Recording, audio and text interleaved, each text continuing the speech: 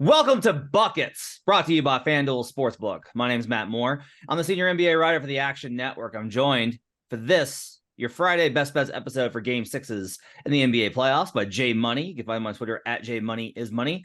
And NBA Futures Analyst for the Action Network, Brandon Anderson. You can find him on Twitter at Wheaton Brando. Today we'll go over our picks. We'll give you the cap.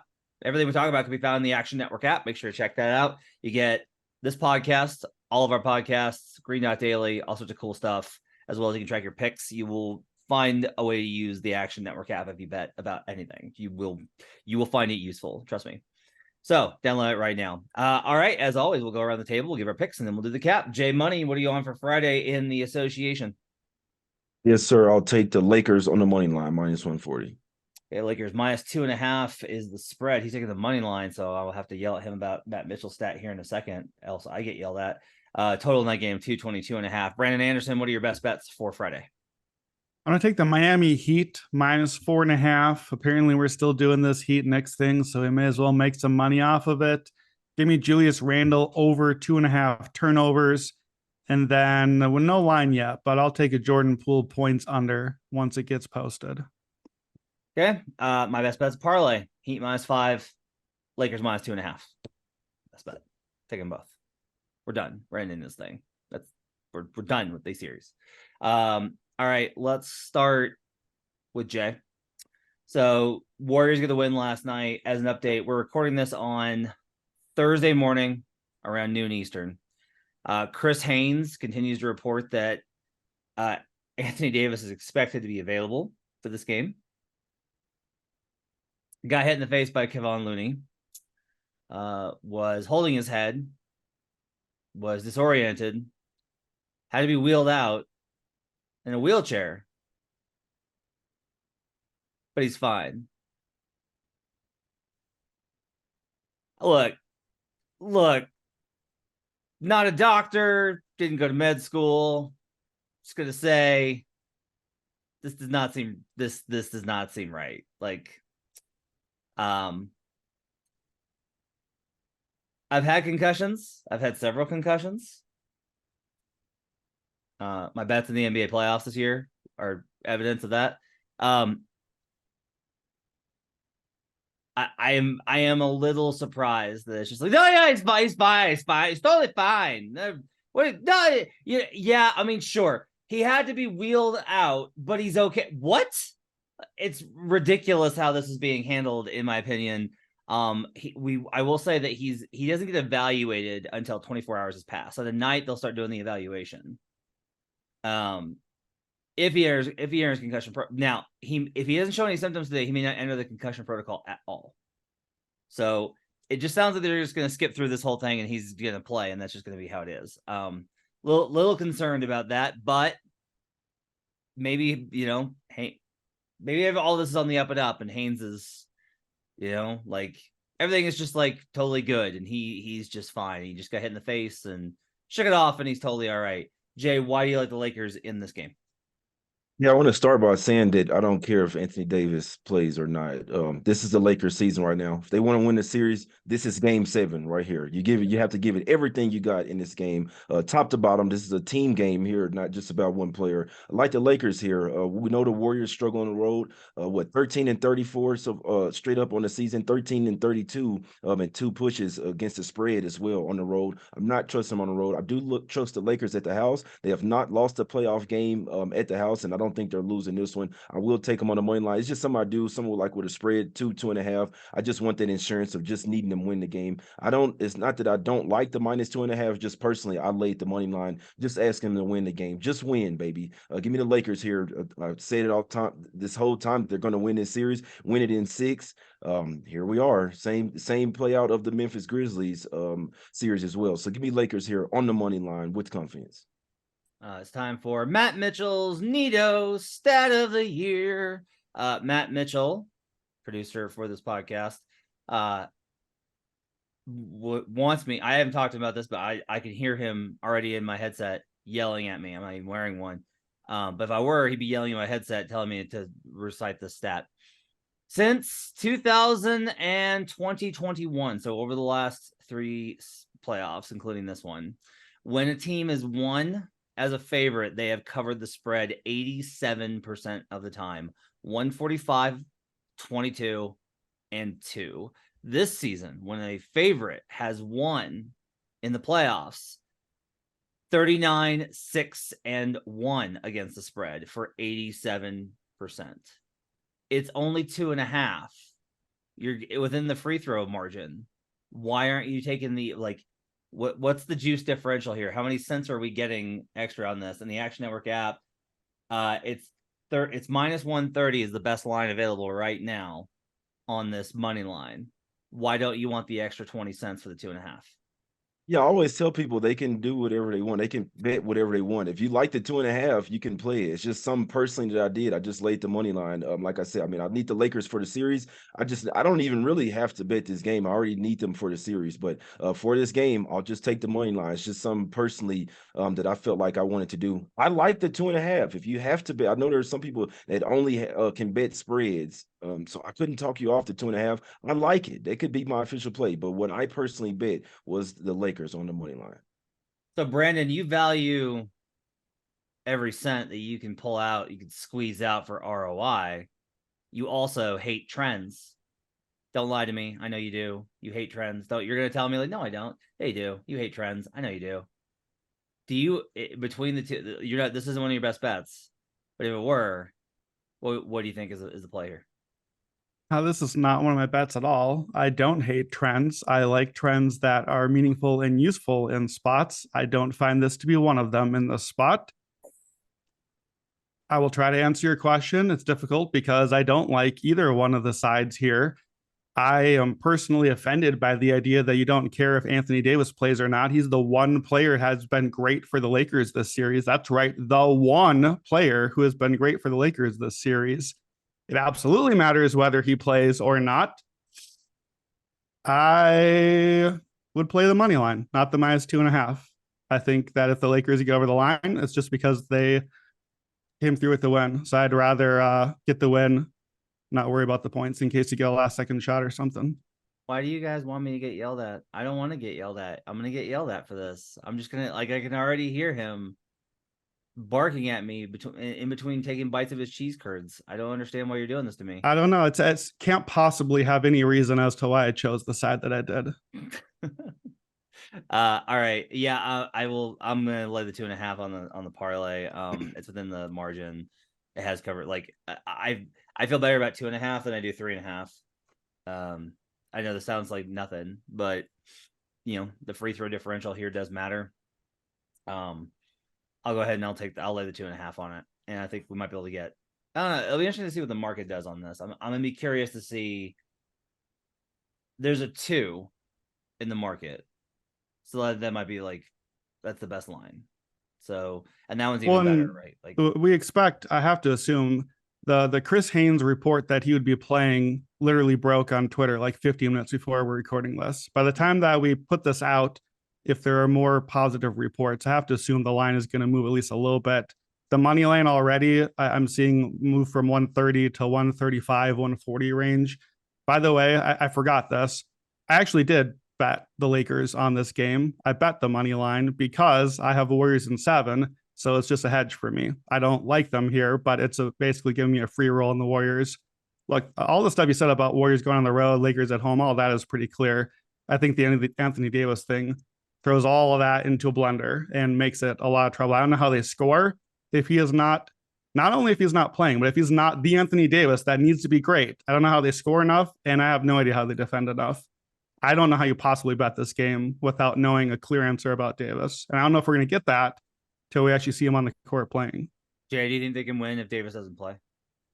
First off, I think he plays. Like, I mean, yeah, I've seen LeBron like literally catch COVID, and then they said, "Oh, he doesn't have COVID anymore." So I don't know what the hell is going on with the team, but I think there's no way. I think maybe him being wheelchaired out is just a precaution, but I'm not even sure if they'll go through the full process. I think he plays here.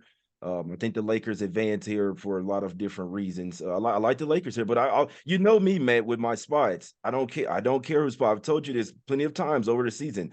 One player is not going to sway my decision. They have other players that can step up. Obviously, it won't be. They can, like, the Warriors can get baskets at the rim a little bit easier, but I'm not so sure that I would be opposed to that. I'd want the Warriors trying to take twos over threes. Remember, that's what they're trying to do in this series, make more threes and win the match game. If there's no Davis in there and they're trying to drive to the basket more, I'd actually like that because then that means it's on the Lakers to make more threes there as well. But regardless, I think LeBron, Austin Reeves, D'Angelo Russell, and the guys, I think they do just enough to win this game. And the last thing I'll say on the point spread and versus the money line, when you bet thousands of games, tens of thousands of games, and there are times where you're laying 2.5 points and they win by 1 or 2, it's just sometimes you're gonna just say I'd rather. I mean, I've had that happen to me where I'm laying 2.5, they win by 2 points or up by 5, late 3. I'm just like, you know what, man? If it's 2.5 or 3, I'm just gonna go ahead and lay the money line from here on out. The counter argument there is that over the course of thousands of bets, you want the extra 20 cents. That's the counter argument. I'm not saying it's right or wrong. Like, you're absolutely right. Like, do what you want. I'm just saying, like, that's the counter argument, is that you're buying the insurance there, but you're buying it at the cost of your ROI over thousands of bets. That's just like the process there. Also, in a way that will definitely, in a trend that Brandon would hate because he hates trends, and that will definitely not come back to bite me at all. Since 2003, home teams up 3-2 in game 6, 38 and 25, 60% a straight up. Just 30, 32 and 1, 48% against the spread in that sample that we talked about since 2021, or since 2021. Game 6s, 4 and 5, both straight up and against the spread in game 6 as a home team. So we'll see how this one shakes out. Let's go to the other game. As the New York Knicks decided to go ahead and extend this series, which I'm with Brandon. I don't know why we're still doing this. Heat are 5-point favorites, open 4.5, already up to 5. Same trend applies here. So since 2003, teams up 3-2 at home, 38 and 25, 60% straight up, and 48% against the spread. I do want to check this real quick and see what the favorite margin is there. A little bit better, 67% straight up and 49% against the spread. So it improves when you're not a dog at home in game 6. Brandon, let's lay down some good old-fashioned Knicks hate here for all of our colleagues at Action Network that love their Knickerbockers. Bing, bong. Let's get them up out of here. Yeah, we're done here. The Knicks are not going to go on the road and win in Miami. Here are the Knicks wins so far in this series. They beat Jimmy Butler when Jimmy Butler was in street clothes, and then they won game 5. Here's what happened in game 5. They shot 38% on threes. They had 16 more rebounds, including 14 offensive rebounds. They shot 40 free throws. They had a 21 free throw advantage in the game. Grimes played all 48, got hurt late in the game. Jalen Brunson played all 48. Both guards played all 48. The classic Tom Thibodeau. I think that I saw the last time a player has played back-to-back 48s was Jimmy Butler under Tom Thibodeau. Of course it was. Who could it be? How could it be anyone else other than that? RJ Barrett scored 26. The Knicks got 13 threes from their starters. They got 9 offensive rebounds from their centers. They got a good bench game. The Heat shot 30% on threes. And the Knicks shot over the line and kept their season alive after all of that. This is a wrap. The Heat are way better. They have been way better over the course of the whole series. I just don't see much more than that. Miami at home. Miami's going to close this out. This was the bet I had coming into the series, Heat in 6 or 7. I got a little nervous that the Heat were going to undercut my confidence in them and actually win it too fast. But we're here now. I don't need to add too much to this. I've got plus 450 in 6, plus 600 in 7. I am not hedging out. If the Knicks win 2 more games, so be it. This is a Heat series. We're done. I got a good one for you. I have a trend, Brandon, for you. All right. I like trends. What trend you got? The Miami Heat under Eric Spoelstra when they're home in a potential advance game, so they can eliminate the opponent. If they're looking for the 4th win at home, 14-2 straight up. To be fair, I mean, like 10 of those wins have to be with LeBron and Wade, though, right? Exactly. Like a lot of that is just LeBron. Sure, but I don't think it's necessarily like some of this is illustrative of like the Heat have good teams, like the Heat have good teams, and the Heat have like Heat culture, which is a thing. If you want to take out the LeBron era, you're into 4-2 straight up, 3-3 against the spread. So we're still at 67%.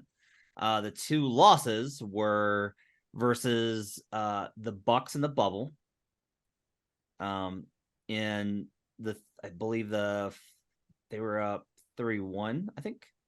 And then the other one was versus the Celtics last year in Game 6. Right. Those are the two that they got into. So those are the two spots where they lost with the opportunity to advance. So Jay, what do you think about this game? I like the Knicks, man. I didn't bet the game. I need Knicks plus 1.5 for the series, like kind of big. So I'm rooting for them. I'm not gonna bet the game because I would just need them to win it. But I think 5 is too many. I think the Heat's look is starting to run out here, in my opinion. So I'm kind of with the Action Network guys here up there in Jersey. I'm rooting for the Knicks here, heavy. To be honest with you, I know that they're with me. I think that they're like I say, their look kind of ran out last game, and the Knicks seem to be playing better with their backs against the wall right now. It's not the same to where it was, okay, we're just trying to win. Now it's like, okay, every game is an absolute must-win game. I think that's when they play their best basketball. If they continue to get to the line like that, they have a really good chance to win this game. I mean, you know what you have to do. You have to win the game on the board, especially get offensive rebounds. You have to make threes. Obviously, it's going to be a lot tougher to do on the road. But I mean, if you guys had noticed, the Heat doesn't necessarily have that home crowd there. So I know I'm out on a limb here. I know that I'm on an island in this one, but I actually like the Knicks. If I'm betting this game, I'm betting Knicks plus 5 all day long. I wouldn't be a bit surprised if they won this game outright. I'm rooting for them to win outright, but that doesn't mean that I have to bet it just because I'm rooting for them so hard.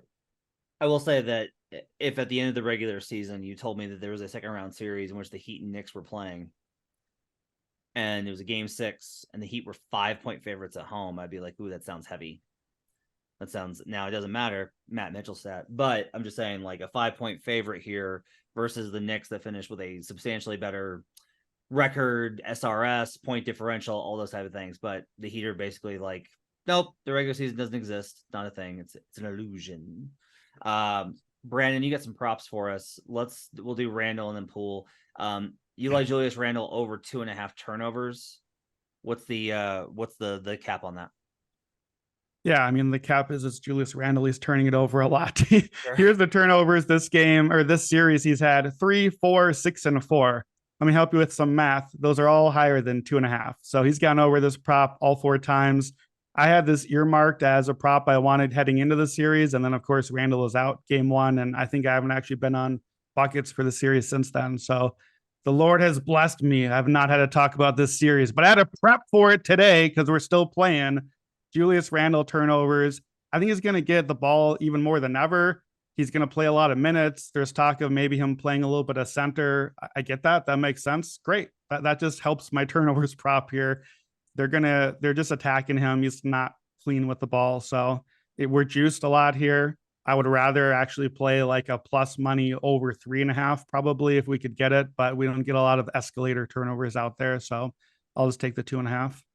We don't have a Jordan Poole number, but you like the under on his points whenever that number pops. What do you think about it?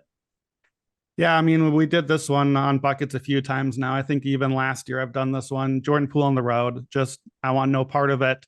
Poole's numbers on the road have been very bad. And that's even before just his numbers overall have been bad. He obviously is just playing less and less these days. He's effectively playing under 20 minutes. He just has gone over that 2 of the last 4 games, specifically because they were Warriors blowouts. And then they're like, hey, all the scrubs on our team get to play now. Jordan, that's you back in the game, buddy. So he's playing. He's getting some points late. Otherwise, under 20 minutes, this playoffs, he is at 7.3 points a game on the road versus 13.8 at home. So that's a huge difference. He's at 10 or under in 5 of the last 6. Now, of course, the books are catching up here because just from the minutes alone, they have to. So I gave this out, I believe, in game 3, and it was an under 14.5. Dropped to 12.5 the next game, then 9.5 last game. I don't think they can move it too much further down because he is still going to get minutes here. So I don't know that I want to play it too far past that, but I feel fine with under 9.5. This has been a trend since last playoff as well. He just plays a lot better at home. He's making too many mistakes. I understand that maybe the Poole contract and the trade conversations and all of that as we head into the offseason, if that's in fact the case for the Warriors, deal with that later. You got to get a win here. It's a must-win spot. I have to believe if Poole plays like he has the last few games, when he gets his first stint, we might not even get a second stint for him. We might just be done with him and let Steph and Clay and Moody and Dante, I don't know, find someone down the bench. They don't trust Poole right now, and I'm happy to take the under. Jay, before we get out of here, are you gonna like the Lakers in the conference finals? Listen, Nuggets, it's gonna be a tough one, man. I gotta think about it. I gotta wait and see. I don't know. It's gonna be a tough one. But to Brand's point, maybe look at Jordan Poole's turnovers as well, man. My guy's just giving the ball to the other team, man. This guy is. I just can't believe it. It seems like some of these guys get paid and then it's just like they just stop practicing or something, man. So I think that's maybe what's happened with him. But yeah, if they're going to Moody over Poole, that's telling you everything you need to know right there. But I don't know, man. The Lakers, man, they're the best defensive team left in the playoffs, in my opinion. I know the Nuggets offense is elite, but I'm still worried about them defensively when it comes to like defending the rim. So if AD is all right, I could see him having an absolute field day inside the paint versus the Nuggets, if it is the Nuggets that advance. Yeah, could see that. Brandon, are you prepared? Are you mentally prepared for the prospect of LeBron eliminating Steph Curry for the first time in the Western Conference playoff series? No, of course not. It's not happening. So I would be prepared for a thing that's not happening. Just like we were preparing for writing about the Lakers last night and their victorious win. I was not preparing for that at all. I wouldn't prepare for a thing not coming. I do want to ask you, Matt, you tweeted about this yesterday as obviously before the game, the Knicks are down 3-1 at this point. And you asked, okay, if the Knicks win the series, what happened? So you're betting here on we're done with both these series. Heat win, Lakers win, we're done. So just give me a quick tweet answer. If the Knicks win the series and if the Warriors win the series, paint the picture for me. What happened? Game 6, Clay. AD doesn't look right. Warriors push pace and just keep running it down their throat. They did really well in transition last night. LeBron can't find a bucket. Poole has a good game. The Knicks. Brunson has 30. Barrett has like 23 and 7-ish. Like a really good game for him. Josh Hart stays out of foul trouble. He can't shoot. Like it's possible. It's here's the thing. We're talking about an 8 seed and a 7 seed. Like these teams aren't great. They're not. They can both win the conference because that's the season that we're in. But these teams aren't great. Which I don't know what that means for betting. The answer for betting was like bet the Celtics because they were the best team remaining, and the Celtics decided to completely shit the bed. So maybe the Sixers. Maybe that's the answer here. Brandon, is the answer with all this is you should just bet the Sixers, I guess, because I don't know. I kind of lean towards maybe just like we're overcomplicating this and it's Denver, but it's Denver. We don't even know if they're going to win tonight. We'll see what happens with how all this shakes out. That's going to do it for Buckets. Thanks for joining us. Appreciate you guys being with us. Make sure to hit us up on Twitter. Let us know that you enjoyed the show. You can find Jay on Twitter at JMoneyIsMoney. You can find Brandon on Twitter at Wheaton Brando, WheatonBrando. I'm at HP Basketball. Make sure to download the Action Network app. My thanks to David Payne, our producer. We'll see you guys again tomorrow for another Best Bets episode. Till then, let's get buckets.